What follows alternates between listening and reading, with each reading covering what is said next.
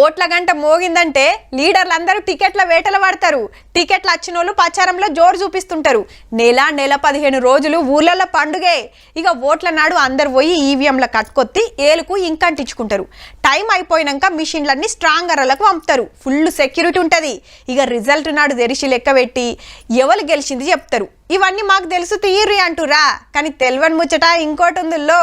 ఓట్ల మిషన్ల మీద లొల్లి జోరైతుంది. ఉత్తగానే హ్యాక్ చేయొచ్చు, నచ్చిన పార్టీకి ఓట్లు పడేటట్టు మార్చొచ్చని దునియా సిరిమంతుడు Tesla company Twitter owner Elon Musk సారే అనుకొచ్చిండ్రు. అమెరికాలో ఈవీఎంలు వాడొద్దని సలాలు కూడా ఇచ్చిండు. లేలే మన దేశంలో అట్లా జరగది, బందవస్తుంటే అన్నాడు పాత సెంటర్ మంత్రి బీజేపీ లీడర్ చంద్రశేఖర్ సారు. అంత ఉత్తముచ్చట. మిషన్ల పనితనం చూడనియరు, దగ్గరికే ఓనియరని నడుమిట్లకు రాహుల్ గాంధీ సారొచ్చే వరకు ఇంకింత రచ్చయితాంది పంచాది.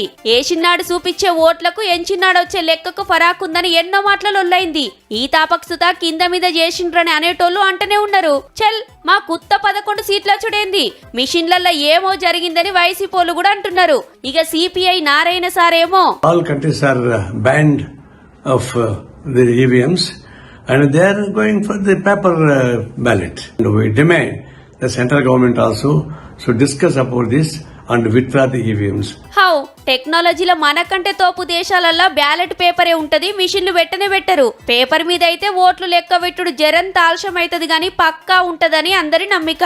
అదేందో గాని మన దేశంలో సర్పంచ్, ఎంపీటీసీ, ఎమ్మెల్సీ ఓట్లకు బ్యాలెట్ పేపర్లు పెట్టి ఎమ్మెల్యే, ఎంపీల కాడికి రాగానే ఈవీఎంలు తెచ్చి పెడతారు.